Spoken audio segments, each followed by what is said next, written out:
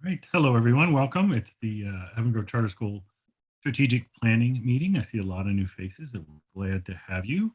We're going to go ahead and call the meeting to order. This is November 9th, 7:30 p.m. If you were here previously, if you were able to look at the meeting minutes, any questions, comments, changes, or updates that we need to make? No, I don't have anything to add. Everything looked good. Good. I didn't have anything to add either. Perfect. Thank you. So having said that, we will move on, and I will turn it back over to Brian. Good evening, everybody. Like Dwayne had mentioned, this is our first meeting with a whole new group of people that are participating in the strategic planning committee. So tonight, we're going to spend a little bit of time on not icebreakers, but just quick introductions so that everybody knows who everybody is. Really, the strategic planning committee as part of the board is sort of an engine that we utilize to discuss our strategic plan, major initiatives that are coming up. A lot of you are a lot of the committee makeup is parents as well as staff members. So it's also an opportunity for us to get feedback from all of you on some major initiatives or things that even come up on a yearly basis. One good example is our next meeting. We'll probably start talking about calendar draft scenarios for the 22-23 school year and what that would potentially look like. We've talked about our facilities. If you were in the group that we are just changed over, or that we're working with before, we had talked about our high school building project plan, our SEL initiatives, high school scheduling. So some things that are big sort of projects that we're looking for either parental or community feedback, staff feedback, different perspectives, but also a group of both our parents and community members and staff that are there to hold the administration accountable to some of the strategic initiatives and goals that we've set out, whether it's through our board strategic plan or the Department of Education's comprehensive plan that we submit every 3 years, that really lays out a roadmap on what our major focus areas are going to be, whether that's operational or programmatic things or instruction or student achievement related. So I want to just kind of spend a couple minutes real quick, just kind of going through the participant list. And if we can just keep it short to who you are, if you're a parent, what grade level your children are in and what you do. And then if you're a staff member, what division you're in or role you have or what you teach, just to give a little bit of context of the larger group of people, or if you're a staff member, what your role is. So I'll start. My name is Brian Bruto. I'm the Chief Academic Officer here at Avon Grove Charter School. Just a central office position, work on strategic planning, a lot of special projects, work with Kristen Bishop and Donna and Tasha, who are also the officers of the school. So Dwayne, if you want to go next. Sure. My name is Dwayne Degler. I'm on the school board. I also have two children, one who's graduated from the high school. Both went from kindergarten through 12th grade, and I have one that who is a junior. So I look forward to working with all of you. And we should be in the participant list by alphabetical. So if we want to if Ryan, you're the next co-host, so if you want to go, and then we can start with Beth Ann and just kind of go down the participant list. Smart. Ryan Taylor, Director of Student Services at the Charter School. I oversee most of the social, emotional, and behavioral programming, and working on the social, emotional, and behavior comprehensive goals, and those initiatives. I'm Beth Ann Lindenbaum. I'm the instructional coach, and I also have two children at AGCS. Caitlin. If we're alphabetical, I guess it's me. Yep. I'm Caitlin Leonard. I am the Director of Special Education. So I work a lot with both the social emotional side and the curriculum and instruction side of things. Charity's next. Hello. I am a parent. My kids are in 6th and 9th grade. and I love Avon Grove, so happy to be a part of this group. Christina O'Connor. I am Christina O'Connor. I am Kristen Bishop's administrative assistant. Dara Connor. Hi, I'm Dara Connor. I am split. I'm part parent and part staff member. I have two kids, one at ELC in kindergarten, one in 5th grade at State Road, and then I teach both middle school and high school mathematics. Do you have Pac-Man behind you there? It's a 60 It's and 1, Miss- actually. It's Miss I'm in Pac-Man. the game Miss room. Pac-Man. The Miss Pac-Man case, all the games. Very cool. Next meeting at Dara's house. Donna Archer. I am Donna Archer. I'm the Chief Financial Officer for the charter school and just bring the money to the projects. I guess I could say, right, Dwayne? That's right. Bring the money. Show me the money. Drew. Is it Coco? It is Coco. Okay, thank you. Hi, everyone. I'm Drew Coco. I am a parent of a kindergartner, and my day job is as a school administrator at a private school in Exton. Nice. Erin Devanzo. Hi, yes, I'm a staff member, Erin Devanzo. I am the interventionist at the ELC. Heather Griffith. Miss Griffith.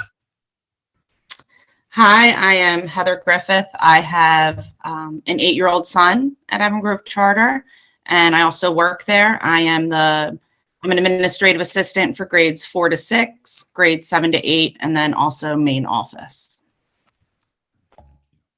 Jess Abernathy, excuse me. Try that again. I am Jess Abernathy. I teach high school math at the charter school, and I also have a daughter in 9th grade at charter and another one in 3rd grade over at the ELC.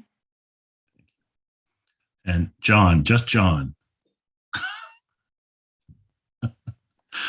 Hey, Jonathan Purefoy. I have 4 kids. 3 are at charter, 10th grade, 7th grade, 3rd grade. I'm a parent, and I love Avon Grove Charter. I don't want to mispronounce it. Can you pronounce it for me? Karthik. Hey guys, my name is Karthik Guru Kumar. I have a daughter, 9-year-old daughter. She's in 4th grade in the State Road campus. In my day job, I head up credit in a private student loan company called College Ave Student Loans. Donna, money. There it is. Thank you, Karthik. I appreciate it. You're Katie. fine. You got it. Very nice to hear you and meet you. Katie Ahern. It's actually her husband, Bill Ahern. Okay, I apologize. We couldn't figure out how to change our name on here. But yeah, I have one son in 3rd grade and another son who just recently graduated, started in kindergarten, graduated in 2020. And I work for the post office. Nice. Welcome. Thank you. Somebody just popped to the top. Katie Coates.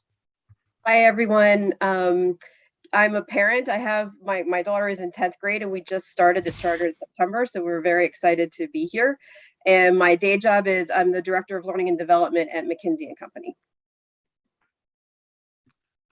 Kelly Shellman. If I said that right.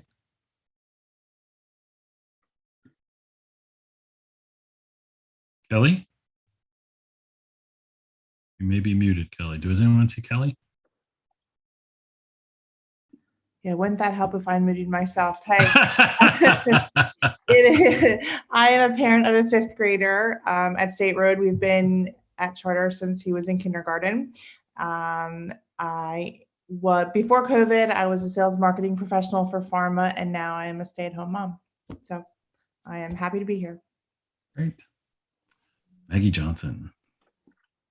Hello, I am the principal at the Early Learning Center, which is the K-3 school, and I have worked at Avon Grove Charter School since 2008, and I love it. Excellent. Mallory. Marielle. I apologize. Marielle Veyer. I have a 6th and an 8th grader at Charter, as well as a junior over at Avon Grove High School. And I'm double dipping as a high school biological sciences teacher. Wonderful. Matt Messick. I just saw him at Lions Club. I was just there. Matt Messick, car line director and reader, and also high school principal. Welcome. Megan Alexson. Hi, Megan Alexson. This is my 10th year at Avon Grove Charter as the 7th and 8th grade school counselor. Nice. Mrs. McAllister. Hi, I'm Tracy McAllister. I am a reading interventionist at ELC, and I've also worked at State Road, and I was on and off again here, started when the school started 20 years ago. Wow, welcome. Thank you. We had just John, now we have just Nancy. Hi, I'm Nancy Michelle. I'm a staff member. I do K-6 enrollment and attendance. Thank you. And the ever popular Nurse Holly. That's her first name, Nurse. But My first name is Nurse, yes. I'm Nurse Holly. Well, I'm Holly Bergerami, really. I've been at the charter school for 14 years and I'm the head nurse.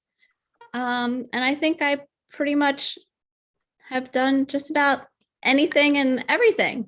So. Great. Art teacher extraordinaire, Regina Fees. Hi, I'm Regina Fees. This is my 6th year at Charter. I teach high school art and yearbook, and I love Charter. Nice. Sarah Morris. Hi, everyone. I teach 9th grade English, and I'm also the minute taker. We love Sarah. And Shannon, just Shannon. Hi, I'm Shannon Mortimer. I am a parent. I have 2 children, 2 boys at charter school, 2nd grade at ELC and 4th grade at State Road. And I am one of the HR directors at the University of Delaware. Welcome, welcome. Thank you. Was Great. there And anyone I know we we missed? had no, I think you got everybody. Good. And I do know I received a couple emails of parents who had invites but had a conflict for tonight. So they'll be joining us for their first meeting in December. So again, I appreciate everybody's time and interest in being a part of this committee. It's one of the, I think we have a lot of meetings and we send out a lot of surveys, but this is one of the committees that we get to bring some of our major project initiatives to get feedback and to discuss.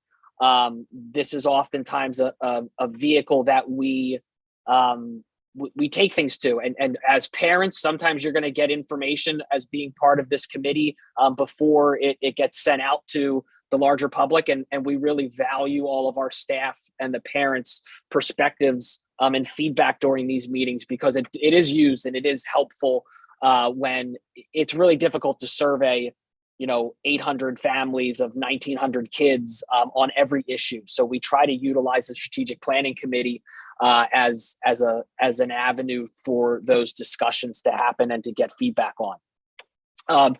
Just for anybody who hasn't been a part of the committee before, this committee's sort of rules and expectations are there is an agenda that's set up.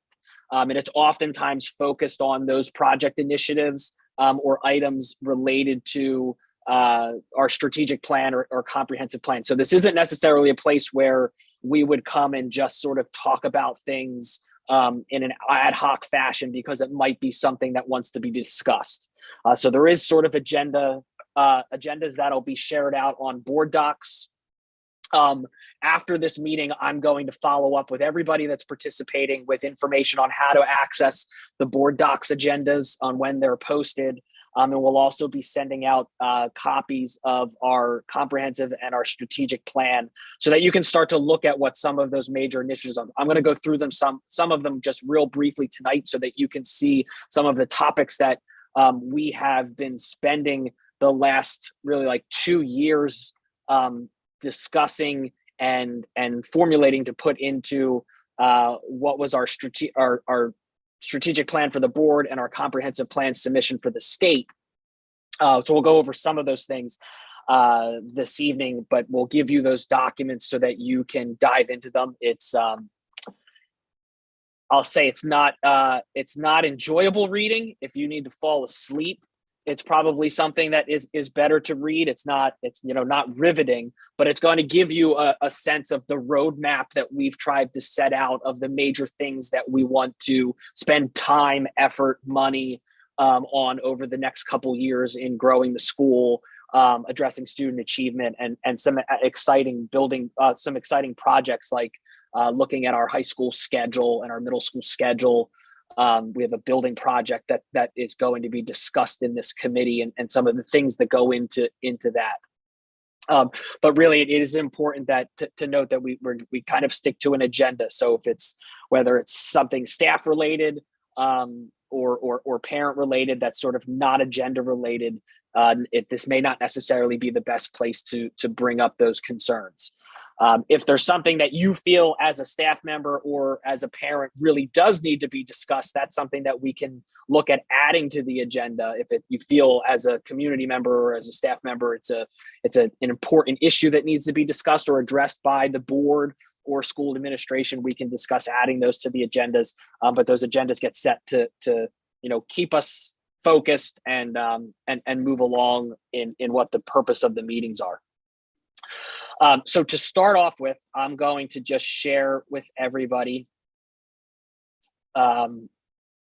There's one portion of our website that we have devoted to our sort of strategic plan and the major initiatives that are going to be driven through this committee. So if you go to our website and you go into the school board section, there's going to be an area that's labeled strategic dashboard. And when you go there, it's going to look like this. And what we did is we built out, this is a forward-facing portion of our website that's available to all of our staff, all of our parents, that is going to house some of our important data indicators that related to the school, as well as what our strategic plan initiatives are for this next 3-year period, starting this school year and moving through the 23-24 school year, most likely bleeding into the 24-25 school year. So if you go, you'll see our mission and vision statement. We actually just this past month wrapped up the creation of, draft of, and ratification by the board our next strategic plan, which is going to take us through those 3 years. And within that strategic plan, we had 4 pillar areas. The first one was rigorous teaching and learning. The second was supporting all learners. The third was building community, and the fourth was modernizing our facilities and systems. So these are sort of our four buckets or 4 pillars or our goal areas that we then put in what some major initiatives were. And we're utilizing these images as sort of anchors throughout our discussions with staff, our program discussions. When we're talking about what we're doing as a school, we're trying to point those things back to how is this helping us in our rigorous teaching and learning goal? How is this helping to support learners? Is this directed towards working through our modernizing our facilities and our systems at both buildings? You can also go in and see, if you're a parent who may not have dove really into any of our historical data, this is available to you where you can go in and you can see our historical PSSA data. You can see our graduation rates over time, what our SAT performance has been over time, our AP enrollment and performance, growth data for kids, what our current student to teacher ratio is, our enrollment, which fluctuates and is updated every now and then, our special education population. So it's sort of a snapshot of the school. But we oftentimes will point back to some of these as these are our indicators that we are setting goals on from a student achievement or performance standpoint, and utilize them as indicators of effectiveness, of whether or not what we're doing from a strategic planning standpoint is affecting really the most important thing, which is student achievement and growth at the school. The final area of this dashboard that's helpful for members of the strategic planning committee is that you'll actually be able to go in and you'll be able to see what the major initiatives or objectives or strategies, it's all sort of, different nomenclature, that we said were plan priorities for the next 3 years. So for example, under rigorous teaching and learning, our goal statement for rigorous teaching and learning is that we will ensure that all students are engaged in rigorous standards-aligned academic curriculum and learning experiences designed to foster college and career readiness. And that starts all the way back in kindergarten. And some of the initiatives or objectives that we are undertaking over the next 3 years, some have started, and you can see that we're on our way with some of them, and you see plan progress percentages, and some we haven't started yet. We're continuing to work through our curriculum planning and alignment framework document that and plan that we established in our last comprehensive plan, looking to align our high school electives to industry-based credentialing opportunities. The equitable grading and assessment framework in our secondary classrooms that started with Dr. Maitland and Mr. Messick is continuing. The large sort of time, effort, and intensity project that's part of the strategic planning committee, and that we submitted as part of our comprehensive plan to the Department of Education was a lengthy action plan related to looking at our master schedule and our instructional time at the State Road campus, particularly within our 7th through 12th grade classrooms. So that's a major initiative that's looking at our bell schedule, our start and end times. Currently we have a 45-minute class period in 7th through 12th grade, looking at whether or not we need additional instructional time there, different models. Instead of an 8-period day, maybe a block schedule or a rotating drop block schedule. There's lots of schedules out there, but that's a time-intensive project that will take probably 2 years of work before being able to implement something at the State Road campus that is designed to address instructional time, our learning environment, and then ultimately our students' learning experiences. The second area was supporting all learners, and that was to enhance the school community by providing curriculum, professional development support, and protocols to promote the social and emotional wellness of our students and our staff and create an equitable learning environment. So again, you can see some of the major initiatives here, looking at our CAP program and evaluating our CAP program K through 8, monitoring our school special education compliance. Right now, we're working with a group of staff members about our activity supplemental program and all of the additional student activities that we have at the school. And then Ryan Taylor, the second large action plan that we submitted to the Department of Education, focused on the creation of a comprehensive social emotional program that supports student well-being and equity for all learners. So Ryan, I know that you have an update, and I think it's a good update to give some of our new staff or the new parents and staff that are here on where we're at with that. And then I can kind of move along to the last 2 areas, if that's okay. Yeah, that works for me. I'm just giving 1 sec to pull it up. I'll be brief, I promise. So as Brian mentioned, we have our 4 pillars. The one that I really am focusing on is that support for all learners pillar. And our two comprehensive goals, as Brian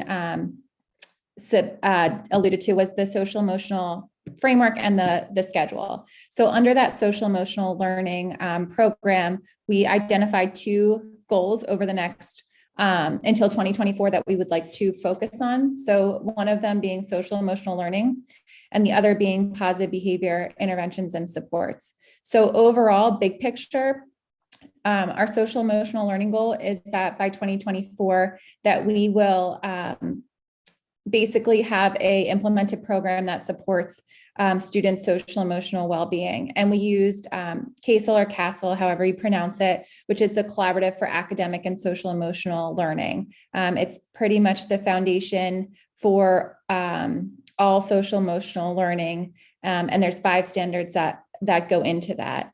And then each year, we will focus on a kind of part of that rubric. So last year we were building a foundational team. So we developed a vision and we built our core team. This year we're focusing on strengthening adult SEL. So do our staff have the competencies and capacities, and are we providing them with the professional development to be able to support both themselves and students?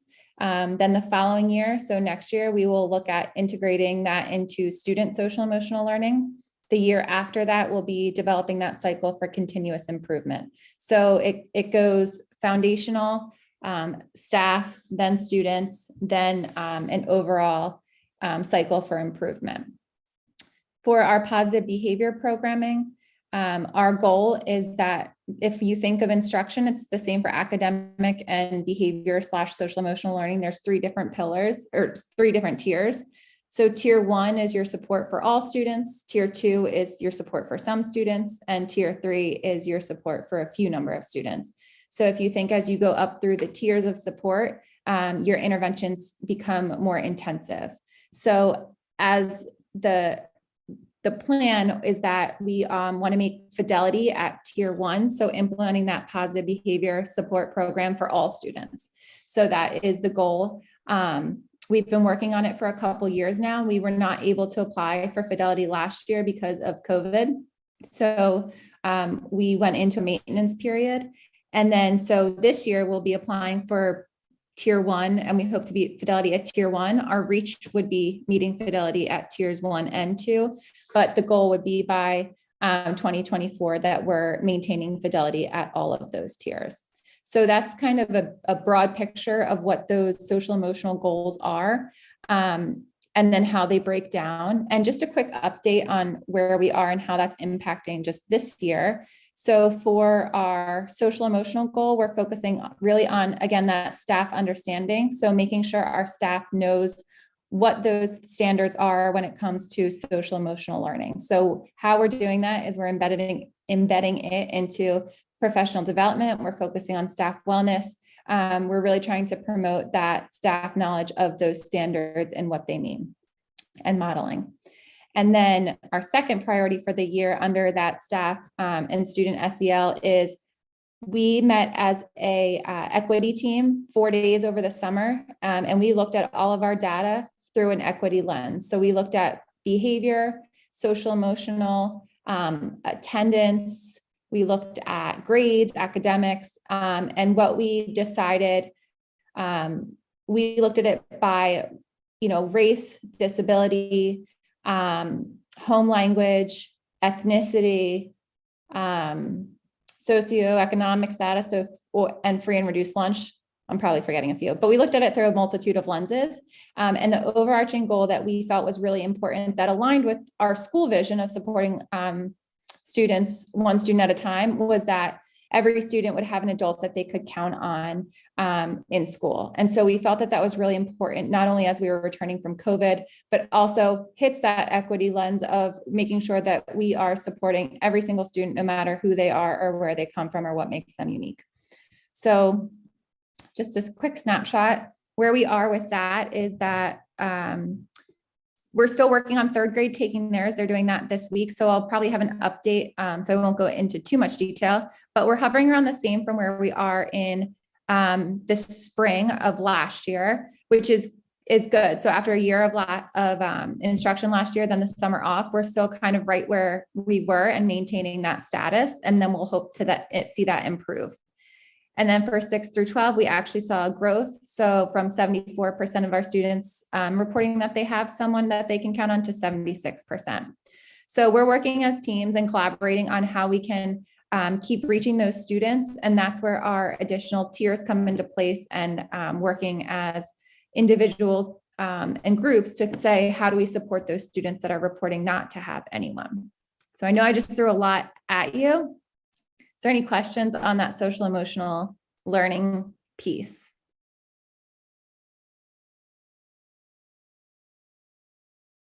No? Okay. And then afraid to ask. Yeah, please ask. There's a lot of acronyms.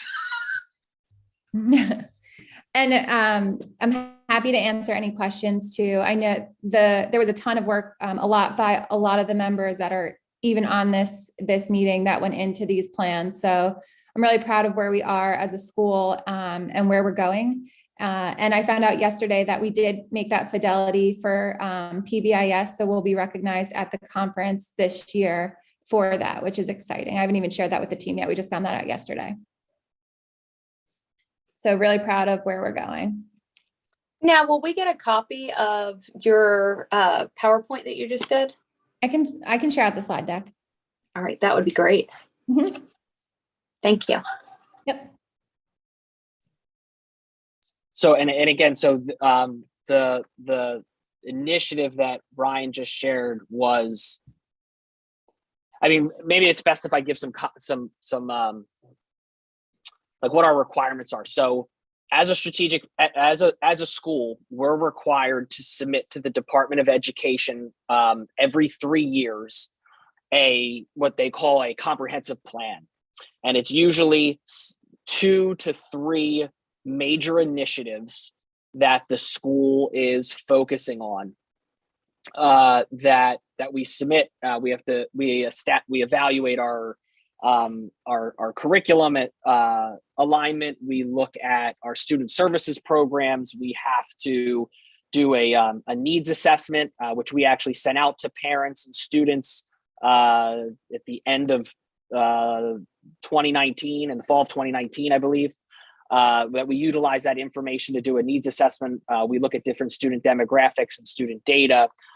We really try to come up with what are some major initiatives that we believe we need to undertake over the next couple years as a school. The 2 that we submitted to the state were that plan about addressing our sort of size and capacity related to our instructional day and our master schedule at State Road. We have been growing at the State Road campus. And we've started to notice over the last couple years some constraints and pain points within sort of the operations of the way that the school day works, as well as just sort of conversations about the cognitive load that kids have with having potentially 7 academic classes in high school in a given day.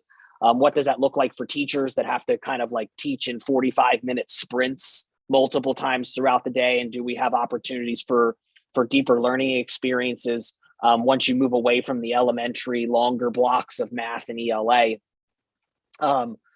We because of student enrollment, our cafeteria is getting a little cramped and crowded during high school lunch. And just some other things that we've tried to need to address through an instructional time assessment. And then the second one that we've submitted to the state was what Ryan was talking about in terms of a social emotional learning and plan for staff and for students.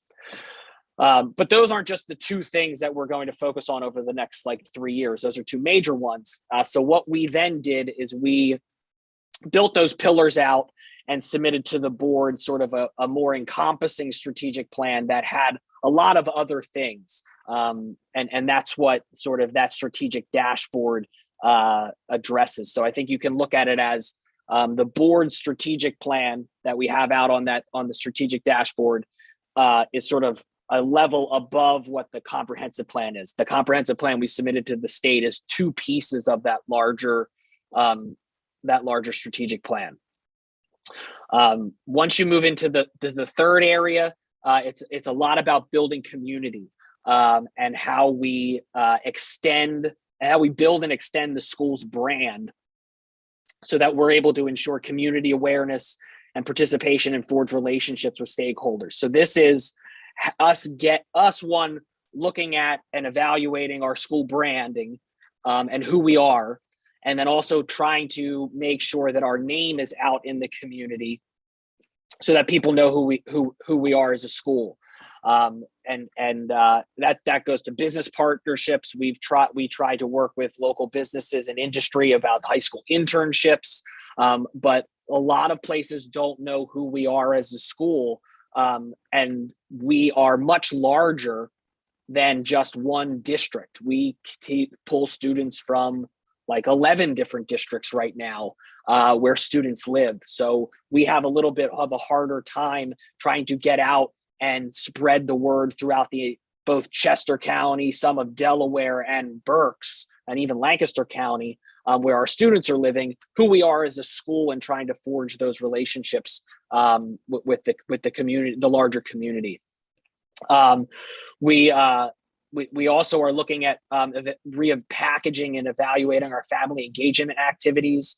So we have our parent speaker series. What does our new family orientation look like? And this is where a lot of you as parents are able to give very helpful feedback. What was the orientation and onboarding process like for families when you first came? No matter when that was, whether it was kindergarten or you brought in a ninth grader. We really want to look at how are we bringing in new families, and are we setting students up for success and families up for success day one as they transition from their home school district to Avon Grove Charter School. It's always a goal of our Human Resources Department to recruit, hire, and retain high quality staff. Teachers matter, staff matters in being able to work with your students, teach kids, and provide a learning environment that kids want to come to school in. And then also we are continuing to work on expanding our alumni connections. This is an area that we want to spend some time on building. It kind of goes back to that idea of making sure our brand is out there in the community. One of the best ways to do that is to continue to connect with our alumni who are graduating and going into the workforce and living in and around the area to make sure that those connections maintain. The final goal area was that AGCS will develop plans to modernize our physical facilities and infrastructure to ensure a safe and supportive learning and work environment. A lot of this is related to facilities and technology, and our business office. So we are also currently in the middle of a facilities evaluation about replacing the existing modular units at State Road with a new building project on the State Road campus. So we actually talked a little bit about that at our last meeting.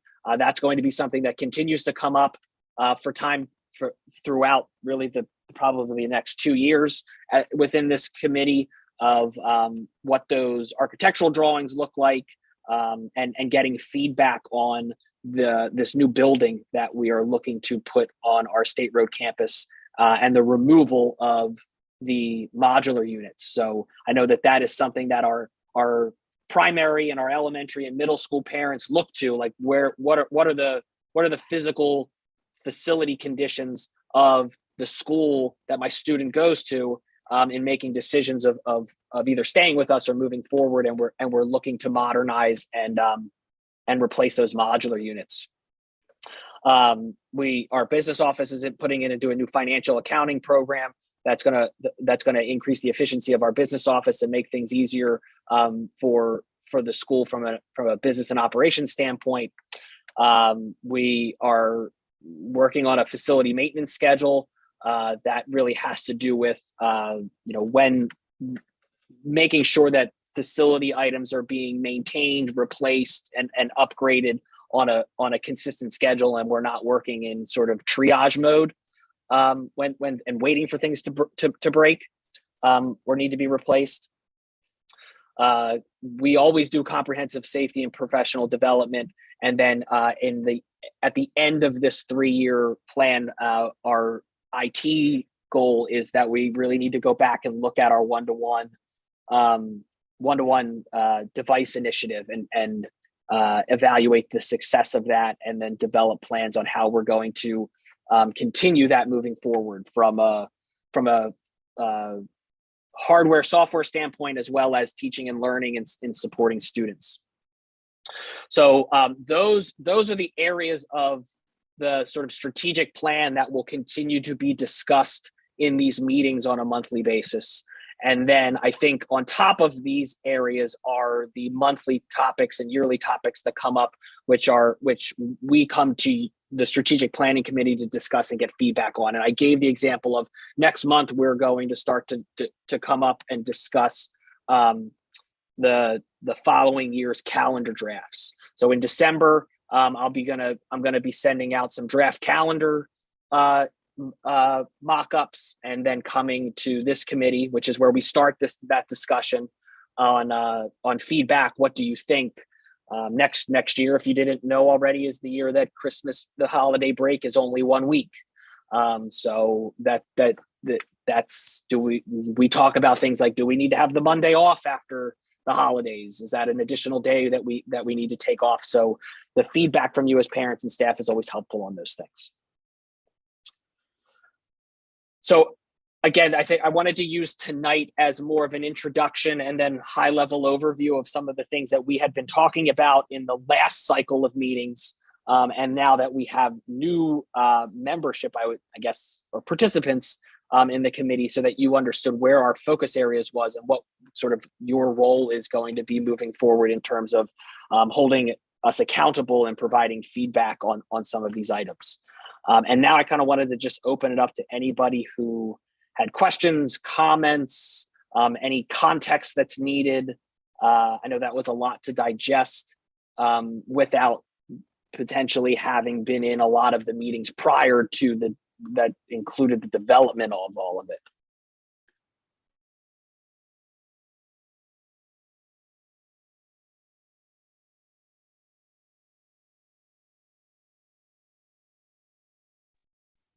I was a teacher too, so I had good wait time. Okay. So then what I will do following up on this meeting tomorrow, I will send out to everybody that is a part of the meeting those draft documents to kind of look through, so that you can continue to familiarize yourself with some of what we had submitted. In those documents will also be our standards and curriculum framework evaluation, our professional development plan that we submitted to the state, so that you can look over that and how that ties into the comprehensive plan goals, and as well as the information on the dashboard. The agenda for the next meeting typically is released the Friday before the meeting. If there's anything that needs to be shared out before, I will just email everybody that, this is a topic that's coming up.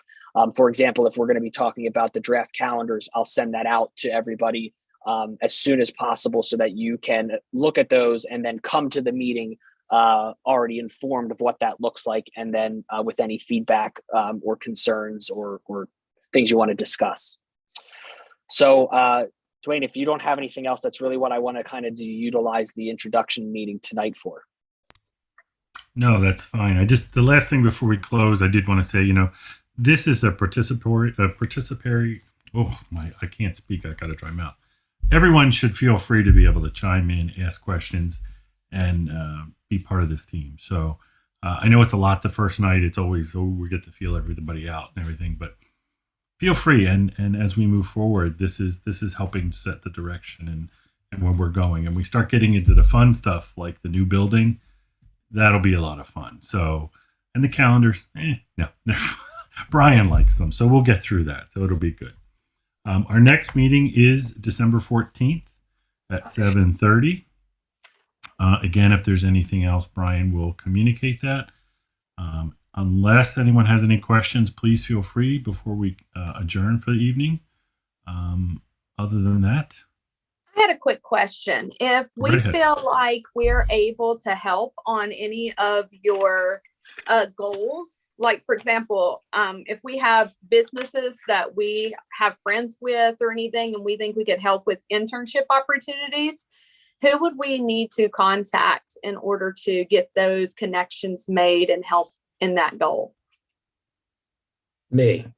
Reach out to me right away. I actually am constantly trying to get connections. I've been trying to put it in the letters, and I will tell if anyone knows anyone with a medical connection, I need it now. We lost with Jennersville closing. We lost 6 placements that were set up to start.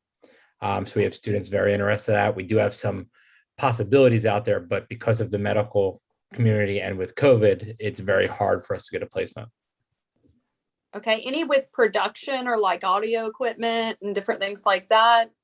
It's across the board. And sometimes what's great is when we have those connections, we actually reach out to our seniors right away and we make those connections afterwards. Some of our, they don't know what opportunities are out there. So we have placed them once they've come up. Okay, cool. Thank you. Great question, Charity. Thank you very much. Anyone else? All right. Well, we won't see you. Have a great Thanksgiving and enjoy your holiday. I hope everyone has a weekend off that weekend. And if not, I'll be working too. So we'll see you all on December 14th. Thank you. Great. Thank you.